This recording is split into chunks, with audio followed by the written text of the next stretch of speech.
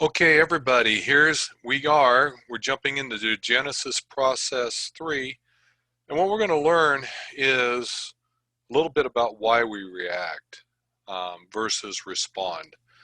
And we need to know when we're reacting, when in fact we need to be responding but can't because our limbic system is kind of out of whack and needs to be rebuilt. So main question here is, why do I react the way I do? Now, before we do get there, I think we need to do a little review about process 1, because process 1 taught us that we're either living in our spiritual stagnation or our giftedness. Stagnation is what we do when we're trying to avoid pain. And so relationships are painful, so we isolate and we self-gratify. And that self-gratification produces addictions of all kinds. Giftedness, on the other hand, pursues hope. And we learned about the hope formula. God has made us really good at something, and we need to pursue that. So pursuing that giftedness and experiencing that hope requires change. Change also requires risk, and risk requires faith.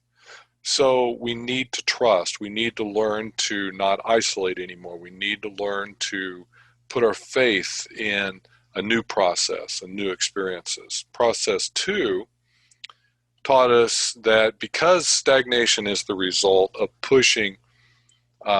avoiding pain, the way we avoid pain is pushing unwanted memories and feelings down. That's why we isolate, because being in relationship is painful. It reminds us of other relationships. And so in process 2, we begin to start identifying those painful relationships. Trust is painful. So we choose self-gratification. Our relationships at some point were too risky, too painful. So rather than being gratified through relationships and learn to find our needs met through fellowship with other people, we learn to self-gratify in isolation. What am I trying to get away from? That's the big question we're trying to answer in process 2. What am I running away from? But yet I never can escape. What pain is there that I'm constantly trying to avoid? And then what do I need to do? And then we talked about making those goals with each other and getting a little help, because that's the whole idea here. You can't escape an addiction by yourself. Addiction is the result of isolation.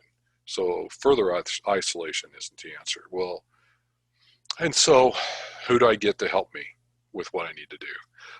Today, we're talking about process 3, and we're talking basically what has fear done to me. And fear has 3 responses. The first response that's talked about on page 45 is the fight response. And the way that we identify our fight response is to ask the question, what are my hot buttons? What makes me fighting mad? If I'm going to blow my top and I'm going to start cussing, what is that going to be over? And then I need to ask myself the question, wonder why I do that. What wound am I protecting?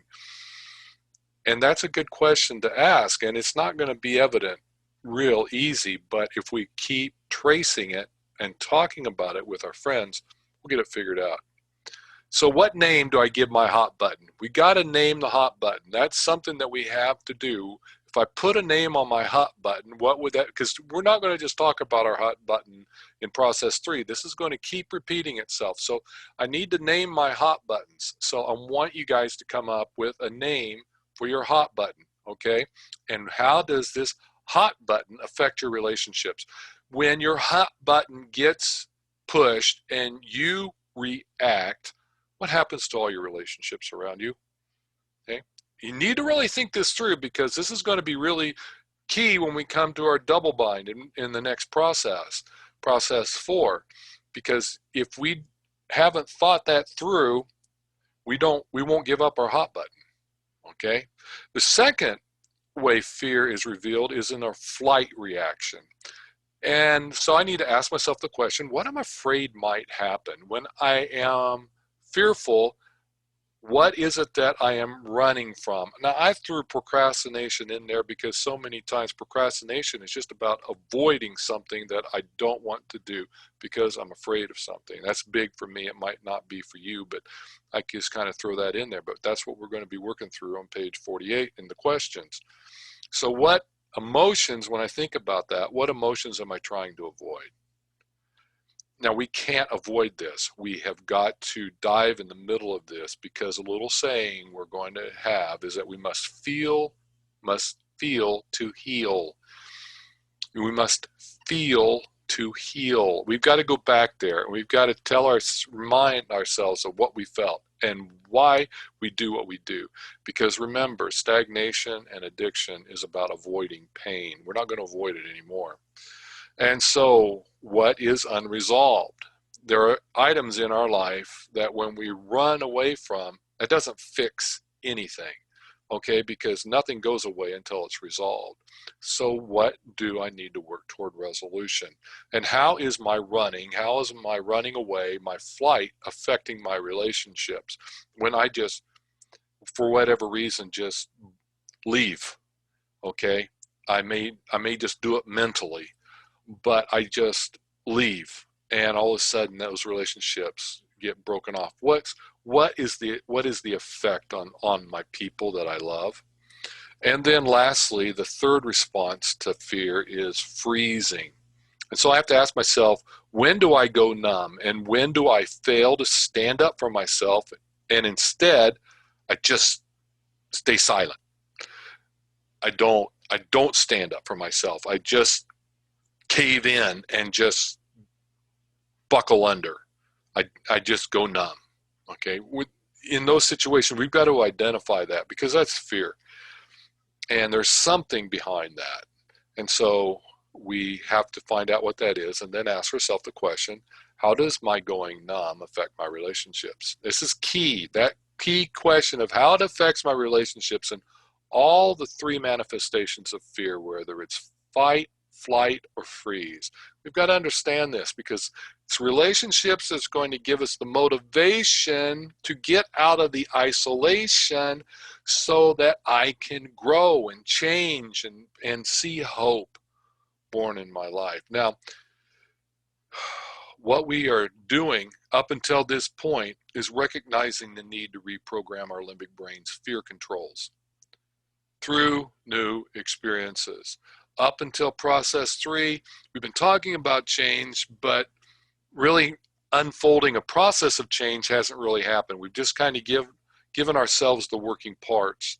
And so at this point in time, when we get here, by the time we jump into process 4, we're going to be talking about what we call as a double bind, because we're going to be talking about how my relationships have been affected and what kind of relationships do I want. And by learning to trust and learning to love and learning to risk again, we are going to defer to those desires, and we're going to start to reprogram our brain. So I hope this helps. If you have any questions, don't hesitate to give me a call. And looking forward to seeing everybody. Talk to you later. Bye.